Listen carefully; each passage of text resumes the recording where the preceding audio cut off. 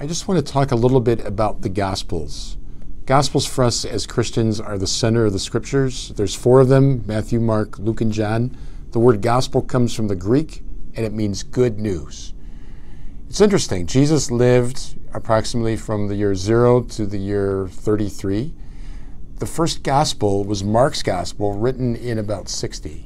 So that means for about 30 years, there were no gospels to guide the early church. So what did they do?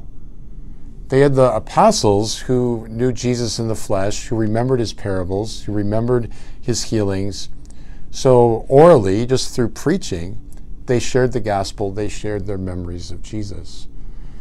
All of the apostles, with the exception of John, were martyred for their faith. So the church was presented essentially with a crisis when all of the apostles were dead, because no one was left who remembered Jesus in the flesh. So it was important that the story be written down. Hence, we have the 4 Gospels. Mark is the first Gospel, again, written about 60 AD. It's the shortest Gospel. It begins with Jesus' baptism. It says nothing about his birth. It says nothing about angels and shepherds and kings. That comes in Matthew.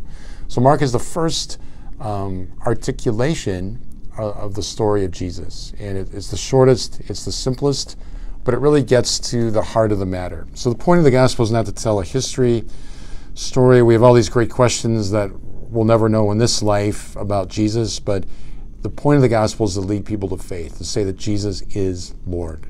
So I always say to people, if you want to read the Scriptures every day, just read 1 paragraph out of Mark. It's the shortest, it's the simplest. It's a great place to start.